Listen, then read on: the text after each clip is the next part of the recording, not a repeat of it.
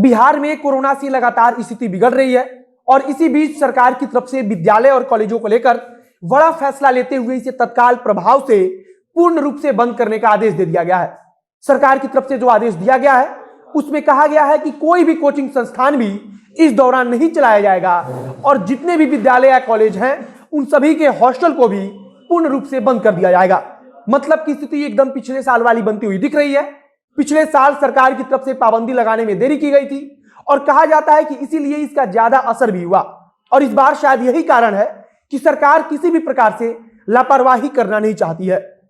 अब तक इस बात की उम्मीद जताई जा रही थी कि सरकार कक्षा 8 तक के विद्यालयों को बंद रखेगी और उच्च शिक्षण संस्थान चलते रहेंगे, लेकिन अचानक से यह आदेश दिया जाता है कि प्रदेश भर के शिक्षण संस्थान बंद किए जाएंगे और यह आदेश तत्काल प्रभाव से लागू होंगे।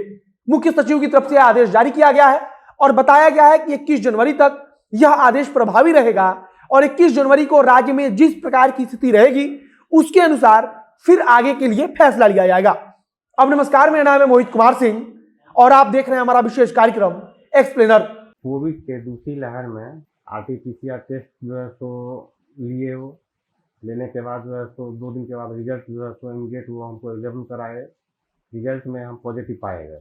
पॉजिटिव रिजल्ट होने के बाद जो है तो सबसे बड़ी समस्या ये हुई कि अब हम इसका ट्रीटमेंट कहाँ से कराएं। ये सबसे परेशानी वाली बात यही हुई। उसके बाद हनुमान जी से हम इस पर कंसल्ट किए, बातचीत होने के बाद जो है तो उन्होंने हर एक तरह से सपोर्ट करना शुरू किया। हनुमान ऐप को डाउनलोड करें और इसका बेनिफिट आप उठाएं। अगर राज्य में संक्रमण की स्थिति की बात करें तो हर घंटे यह अनुमान जताया जा रहा है कि 100 लोग पॉजिटिव हो रहे हैं और राजधानी पटना की स्थिति सबसे ज्यादा खतरनाक है। पिछले 24 घंटे में केवल राजधानी पटना में 1407 मरीज पाए गए हैं और दूसरे नंबर पर गया जिला है जहां 177 मरीज पाए गए हैं। मतलब कि राजधानी पटना और गया के बीच कई गुने का अंतर है, जो राजधानी पटना में संक्रमण के खतरे को दर्शा रहा है। और आप इससे समझ सकते हैं कि राजधानी पटना में संक्रमण का खतरा कितना तेजी से बढ़ रहा है। सबसे पहले सरकार की तरफ से कक्षा 8 तक के विद्यालयों को बंद करने का फैसला लिया गया था, लेकिन अब क्योंकि संक्रमण की रफ्तार लगातार बढ़ रही है, तब सरकार की तरफ से नया आदेश दिया गया है और कहा गया है कि राज्य भर के सभी शिक्षण संस्थान 21 तारीख तक के लिए बंद रहेंगे। बताया गया है कि निजी शिक्षण संस्थानों से लेकर निजी विद्यालयों से लेकर सभी प्रकार के कॉलेज और यूनिवर्सिटी में पढ़ाई बंद रहेगी।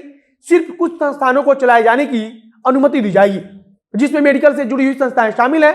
राज्य सरकार की तरफ से किसी भी प्रकार के उन खेलों पर भी प्रतिबंध लगा दिया गया है जिनमें एक साथ कई लोग इकट्ठा होते हैं और यह सब आदेश 21 तारीख तक तत्काल प्रभाव से लागू कर दिए गए हैं।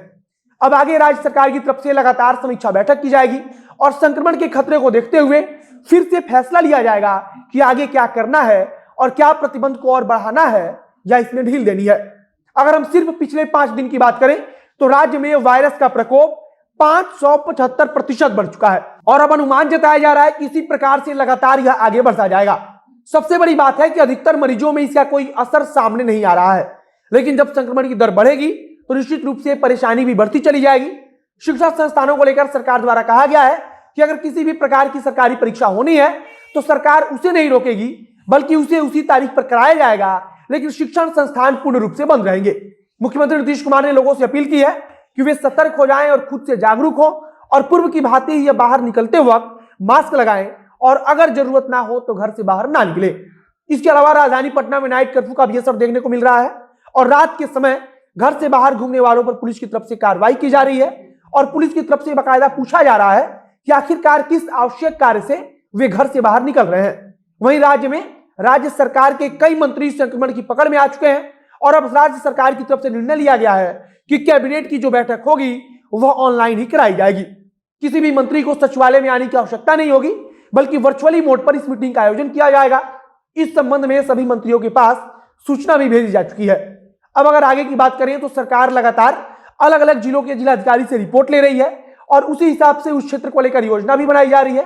फिलहाल 21 तारीख तक के लिए प्रतिबंधों को लागू किया जा चुका है और अगर संक्रमण की रफ्तार इसी प्रकार से बढ़ती रही तो फिर निश्चित रूप से प्रतिबंध को और अधिक बढ़ाया जाएगा। बाकी कई राजनीतिक दलों की तरफ से प्रतिबंधों को लेकर विरोध जताया जा रहा है और कहा जा रहा है कि सरकार प्रतिबंध लगाकर गरीबों को मारने में जुटी हुई है। उनका तर्क है कि प्रतिबंध लगाने से उनका रोजगार जाएगा और जब उनके पास रोजगार नहीं रहेगा तो वे भूखों मर जाएंगे। फिलहाल संक्रमण की रफ्तार जिस प्रकार से बढ़ रही है उसे लेकर सतर्क रहने की आवश्यकता है। और सरकार की तरफ से अगर कुछ नया आदेश दिया जाएगा, कुछ नई गाइडलाइन जारी की जाएगी तो उसे हम आपको बताएंगे। इस वीडियो को वहीं समाप्त करते हैं। वीडियो को शेयर कीजिएगा, अगर फेसबुक पर देख रहे हैं तो पेज को लाइक कर लीजिए तथा यूट्यूब चैनल को सब्सक्राइब कीजिए। मिलते हैं फिर बहुत जल्द अगली वीडियो में। कैमरे के पीछे खड़े ओम प्रकाश और मैं मोहित कुमार सिंह। बहुत बहुत धन्यवाद।